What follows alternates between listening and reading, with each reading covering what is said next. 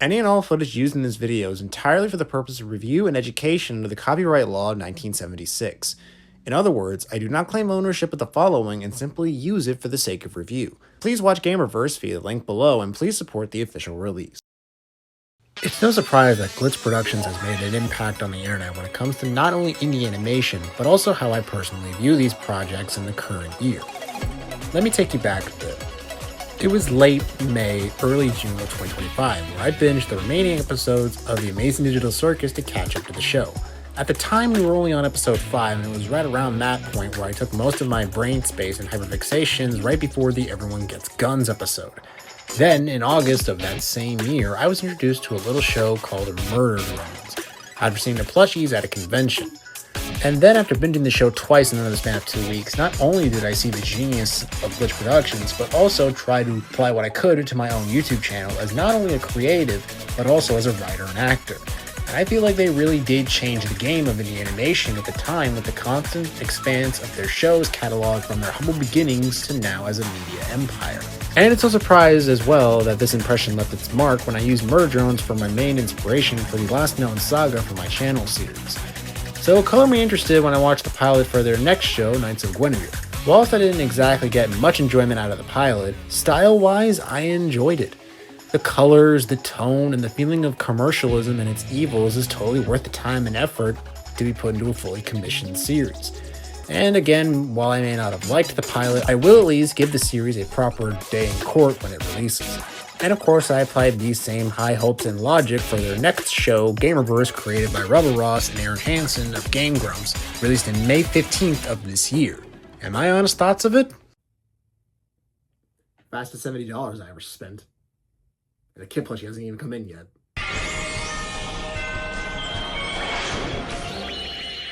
Okay, yes, I know I'm a little bit late talking about Gameoverse and the whole hype train and everything, but I'm a busy guy and these reviews take a long time to really make. And I normally don't go out of my way to review forms of media anymore, but I'm going to try to dip my toes in the water just a little bit to just see how this goes. And Gameoverse does have a lot to offer. It has its highs, it has its lows. Let's see if this show is willing to go to the next level with all the hype surrounding it, because during the fact that it took them 17 years to get this show made. This is Gameoverse. The story starts off with our main protagonist, Kit Bodega, and a robot partner, Caboodle, going over the game's core plan to save the village from the sinister Metal Sonic-looking antagonist named Malice and Mayhem, because of course that's what their names are. And I gotta say, for a pilot, the animation is actually really, really good. The colors are dark yet bright and have this edge that fits perfectly into its genre, especially given the overall vibe of the series. However, during the apex of the battle, they pull out all stops, including this badass Kamen Rider-like final form with a kick-ass attack to finish it.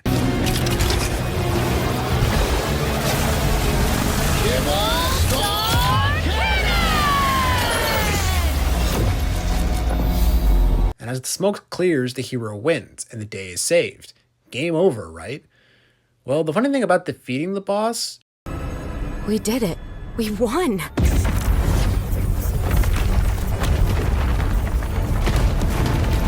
During the midst of the chaos, a hand is shown from this Alucard-looking guy, later named Dusk, as we're whisked away into the future with Kit waking up from her nightmares on their ship, the Nimble, going over their mission objectives as they try to figure out what to do with their newest addition to the crew. This being Gobbles, a Learnosaurus from an edutainment game that they failed to save. That was actually from the trailer for this series to sort of hype up the viewers. And by all accounts, he's a petite little boy that just wants to learn. I mean, how can you hate the little dinosaur? I think a T-Rex named Gobbles would, eat everything in sight, you know? Have some big-ass mouth and razor-sharp teeth. He's pink, Kit. Oh my god, Caboodle. He's magenta. I'm just saying. No, too soon.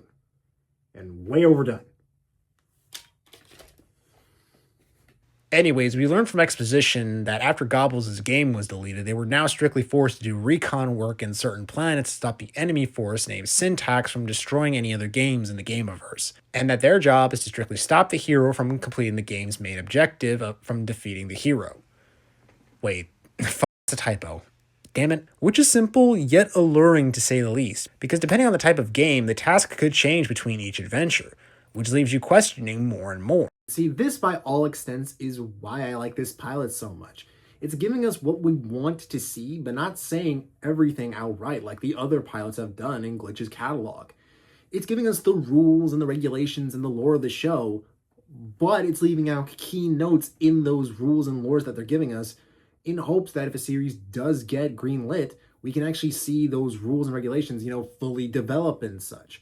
And I love that the mystery is still, there just without outright saying it. So make sure you buy all the merch and make sure that this pilot gets fully greenlit by going to Gameoverse.com/store. The pilot sale may be over by the time this video goes live, but you won't care because you're gonna buy everything like the greedy little buttholes you are.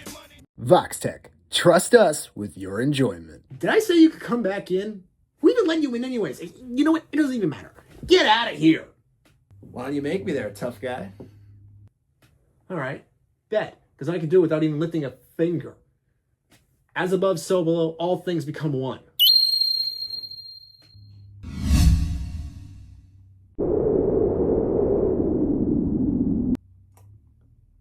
Well played. And stay out, you corporate schmuck. Anyways. Speaking of syntax, here's the villainous bunch now. A real peanut gallery. That would be peanuts, wouldn't it? The most exaggerated, over-designed, bad to the bone, monster energy drinking, as clear as day, as dark as the darkness under your bed and in your closet, shooting you while you're down and out of the sky, as blunt as an atom bomb, they're motherfucking sons of bitchin' gosh damn villains! And I love them. All of them. Hi, I'm Crab Girl. So the crew, with no ship, decides to head down into the game world to find Caboodle since he's kind of important to Farcade and Kit. Meanwhile, the duo of Misinformation and Fold follow closely behind them to find the hero and ruin the game of Flappers the Dolphin. Oh, I'm gonna end up hating this character, aren't I? Hey there, friends. My name is Flappers. Oh, I hate being right.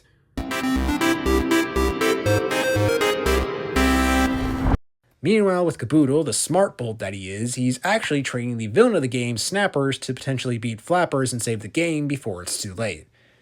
And we got it. You can spit fireballs. Yeah? You didn't think that was important to tell me. I don't see what the big deal is. Oh my god! It's going about as well as you expect. Meanwhile, the villains are grooming the poor stupid dolphin into being the hero while Kid and Gobbles try to course correct themselves. And okay, yeah, I was giving Flappers a lot of crap earlier, but hey, with him being a Echo Dolphin / Mario 64 platformer homage, maybe he'll do something really, really cool. Maybe he'll redeem himself and have echolocation powers or...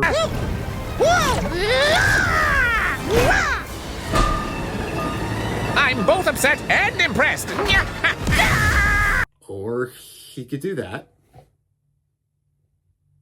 You know, I think I'm gonna lie down now because I got a bit of a headache, so I'm just gonna take a nap. Thank you. Go Stay Green 1290. Coming up. Okay, so after that headache, trauma. If you beat Snappers and win the game, this whole world is going to explode!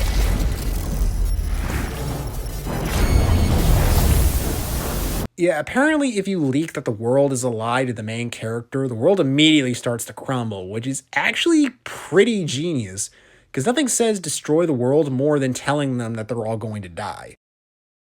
Okay, maybe that's a bad example, but the point is, that level of world building to leave us somewhat answered questions, but yet still leave a bunch others unanswered is exactly what I want to see in these indie shows, especially something like this that involves the ever-expanding media of video games. So after a touching moment between our main characters, we have our final climax for the pilot. An epic showdown of massive proportions between Flappers and Snappers. And again, I gotta hand it to the animators, because this stuff is just peak cinema. By all intents and purposes, too. However, though, its second verse same as the first as the game world starts to fall apart since the hero won the battle. And the edge of your seat moment to get away from the explosions is almost real, as if they're not going to make it. Unless you're a hero with an armored form and use the final attack to get your ass to safety like a boss. Even though Flapper's world was destroyed, through ruin, something beautiful, as the team now not only has one more addition, but now have an even bigger incentive to stop Syntax. And the sooner, the better, because they mean business.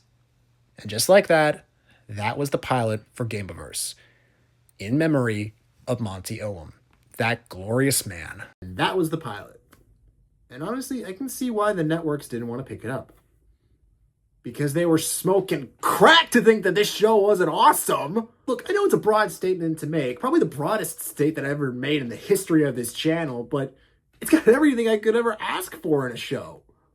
Unlike the last few pilots that sort of outright state that there will be a potential next episode or a full series in the future, Gameoverse sort of has this kind of open-ended ending, meaning that while there is a potential for there to be a full-on season, this is more than enough basis to go off of and a one and done. And I can honestly be okay with either us having just this or a full series, which I hope the latter happens because I genuinely love this show like The Amazing Digital Circus and Murder Drones before it. And if you want to check out the pilot for yourself or buy any of the merch, I'll leave direct links in the description below and the pinned comment if you guys want to check it out for yourselves. And with all of that being said, this has been GhostGreen1290, reminding you to stay safe, and I'll see you guys next time.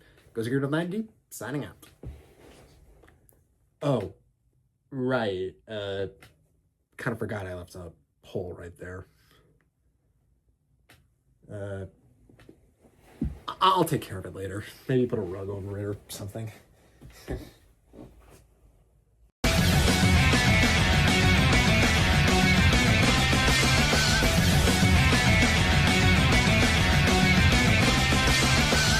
You know, I think I'm gonna lie down now because I got a bit of a headache, so I'm just gonna take a nap. Thank you.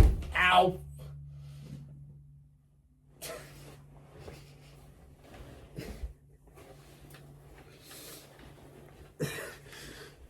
The things I do for the sake of a gag that actually hurt.